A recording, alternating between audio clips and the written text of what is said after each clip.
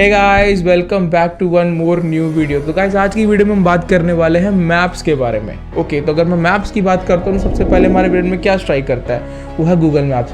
आज के टाइम पे 90% से ज़्यादा हम लोग गूगल मैप से कनेक्टेड हैं, क्योंकि एक जगह से दूसरी जगह अगर नेविगेट करना हो तो Google map is the best source. और अगर हम यहाँ पे मैप्स को और थोड़ा एडवांस से जानने की कोशिश करें तो अगर हम वर्ल्ड मैप की पिक्चर को निकाल कर देखें तो बड़ा सिंपल सा प्रोडक्ट होता है कि जी रशिया सबसे बड़ा कंट्री है, उसके बाद हमें ग्रीनलैंड बहुत बड़ा साइज़ दिखता है, फिर हमें चाइना बहुत बड़ा दिखता है। बट अगर मैं यहाँ पे अफ्रीका की बात करूँ तो अफ्रीका वर्ल्ड मैप पे बहुत छोटा दिखता है। अब इसके अंदर एक बहुत ही बड़ा फैक्ट है। तो हम लोग जब एक दिन ट्विटर की वीडियो को स्क्रॉल कर रहे थे तो ट्विटर में मैंने एक बिलियनर की वीडियो देखी और लिटरली उस वीडियो ने बहुत ही ज़्यादा ना हिला कर रख दिया। तो पहले ना वो वीडियो देखो, फिर हम आगे वीडियो को कंटिन्यू करते हैं। Let me show you something. This is the world map. And this is wrong. What if I told you that from here to here, it's 6,400 kilometers, but from here to here, which only looks like half the size, is 7,200. The continent of Africa has been shown smaller than it actually is. What if I told you that Greenland was only this size? Or Russia was this size? Or the US and Canada were much smaller? You know what? This is the real map. Look at Sweden, Finland, and Norway. They're much smaller now. Or Greenland is tiny. Maybe it wasn't practical, but it seems unfair towards Africa. Why haven't we been told this in school? तो guys, अभी आपने जो 30 second की video clip देखी, ये Saigon Yeltsin जो कि Dubai के बिलियनर हैं, उन्होंने ट्विटर पर शेयर की थी और हमने भी ये वीडियो 2 या 3 दिन पहले हमने देखी थी। तो हम भी बहुत ज़्यादा शॉक्ड थे क्योंकि इनकी वीडियो से एक ही मैसेज निकल कर आ रहा था कि वर्ल्ड मैप में अफ्रीका के साथ कुछ नाइंसाफ़ी हुई है। मतलब इतना बड़ा साइज़ होने के बाद भी मैप में बहुत छोटा दिखता है। तो क्यों ऐसा दिखाया गया? क्योंकि ग्रीनलैंड जो है वो बहुत ही स्मॉल है, बट एक्चुअल में ग्रीनलैंड बहुत बड़ा साइज़ का दिखाया गया। तो जब हमने इसके ऊपर थोड़ी सी रिसर्च की तब पता चला कि अगर हम 3 कनाडास को जोड़ दें तो वो पूरे अफ्रीका के अंदर फिट हो सकते हैं। और यही नहीं, अगर हम नॉर्थ अमेरिका को अगर हम अफ्रीका के अंदर फिट कर दें तब भी इतनी स्पेस बचती है कि उसके अंदर पूरी इंडिया जैसी कंट्री भी फिट आ जाएगी।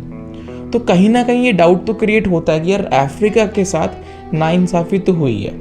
तो अगर इस कॉन्सेप्ट को हम पूरा समझना चाहते हैं कि क्यों इस मैप के अंदर इतनी प्रॉब्लम क्रिएट की गई और अब तक इसको बिल्कुल भी सॉल्व नहीं किया गया, और अगर आज का भी हम लेटेस्ट मैप निकाल कर देखें तो वो गूगल मैप में अगर आप देख सकते हो तो उसमें भी साफ साफ दिखता है कि अफ्रीका का साइज़ बहुत छोटा है रैदर देन बाकी बिग कंट्रीज़ के रिलेटेड, जो कि बिग है नहीं, जो कि दिखाई जाती है। तो ये पूरा कॉन्सेप्ट को समझने के लिए हमें 1596 में पीछे जाना पड़ेगा।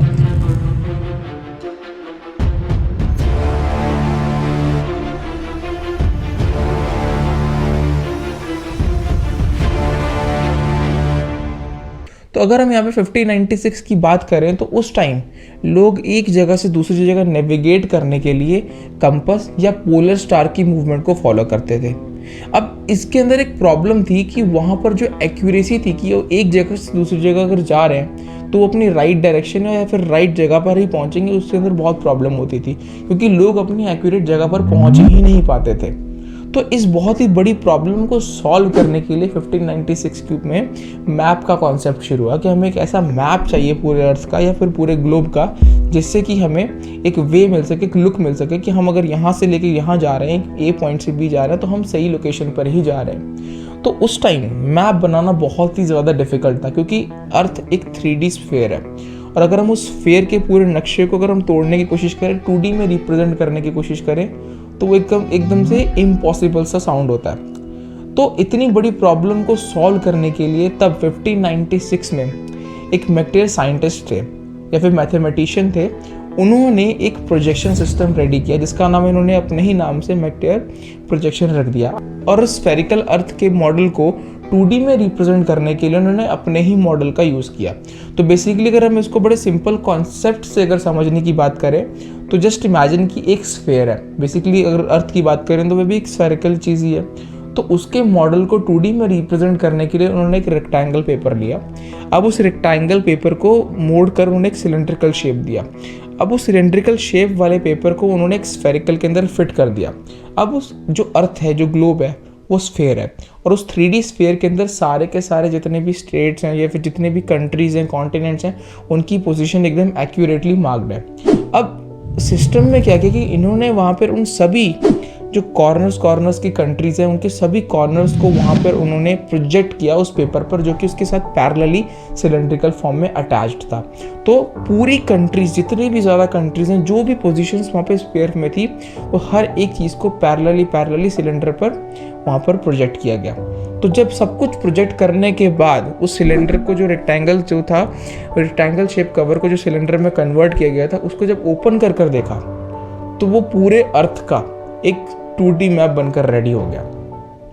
बट इसमें भी एक इशू था कि जो कंट्रीज इक्वेटर पर लाई कर रही थी, मतलब कि अर्थ के सेंटर लाइन पर लाई कर रही थी, जब उसकी प्रोजेक्शंस हमने रेक्टेंगुलर सरफेस पर ली तो उसके साइज में डिस्टॉर्शंस ज़्यादा आती थी एज कम्पेयर टू उसके ऊपर और नीचे। फॉर एग्जांपल, जैसे रशिया इक्वेटर के ऊपर लाई करता है तो उसमें डिस्टॉर्शन कम आती है, और अफ्रीका इज ऑन इक्वेटर तो उसके साइज में डिस्टॉर्शन ज़्यादा आएगी। बट इस फैक्ट को जानने के बाद भी कई लोगों का कहना था कि जब इस मैप में दिक्कत थी तो हम इसे क्यों 550 साल से फॉलो करते आ रहे हैं, क्यों गूगल मैप इसे आज भी फॉलो कर रहा है। हमने भी इसके बारे में सोचा और रिसर्च करने पर हमें ये सोल्यूशन मिला कि इस मैप की लोकेशन एक्यूरेसी सबसे बेस्ट थी। मतलब जब हम ट्रैवल करते हैं एक पॉइंट से दूसरे पॉइंट में तो हम हमेशा उसे स्ट्रेट वे में देखते हैं, बट इन रियलिटी अगर हम उसे ग्लोब पॉइंट ऑफ व्यू से देखें तो वो एक सर्टन एंगल, एक कर्वेचर की फॉर्म में होता है, और उसके कोऑर्डिनेट्स इस मैप में सबसे बेस्ट दिए गए हैं, और इसलिए इसे गूगल भी आज फॉलो करता है। बिकॉज जो भी आप 3D मैप्स देखते हैं अपने गूगल में कि स्ट्रीट में राइट मुड़ना है कि लेफ्ट, वो इस मैप में सबसे बेस्ट दिए गए हैं, क्योंकि इसकी डिस्टॉर्शन को जब डीप ब्रेकडाउन किया गया तो इसी मैप में सबसे बेस्ट रिजल्ट्स आए। बट लोग यहाँ बात करते हैं कि अफ्रीका के साथ डिस्क्रिमिनेशन हुई है, but for your kind information मैं आपको बता दूं कि ये सिर्फ अफ्रीका के साथ नहीं हुआ है, ये हुआ है ग्रीनलैंड एंड ऑस्ट्रेलिया के साथ भी। क्योंकि ऑन द मैप हमें दिखाया गया कि ग्रीनलैंड बड़ा है ऑस्ट्रेलिया से, बट इन रियलिटी एक ऑस्ट्रेलिया में 3 ग्रीनलैंड फिट हो सकते हैं। सो गाइस, अगर मैं अपने ओपिनियन की बात करूं तो हम बेफालतू में अफ्रीका कंट्री को लेकर एक नेगेटिव इमोशंस क्रिएट कर रहे हैं कि हम कह रहे हैं कि अफ्रीका कंट्री के साथ डिस्क्रिमिनेशन हुई है। बट इन रियलिटी अगर हमें पोजीशंस एक्यूरेट चाहिए, अगर हमें लोकेशंस एक्यूरेट चाहिए, इसीलिए गूगल मैप भी इस वेक्टर प्रोजेक्शन का यूज़ करता है। And I hope you learn something new from this video, क्योंकि हमने भी जब इस टॉपिक के बारे में जाना तो हमें हैरानी हुई थी। That's why we thought to share with you, and you can share it too with your friends by just pressing 2 buttons. And if you like this video, press thumbs up, and until then, take care, stay safe, we'll see you next time.